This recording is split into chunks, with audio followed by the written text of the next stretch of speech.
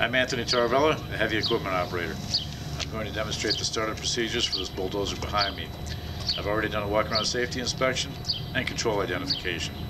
We do startup procedures to get familiar with the controls, to make sure the attachments work properly, and to cycle the hydraulic fluid through the system. Let me demonstrate.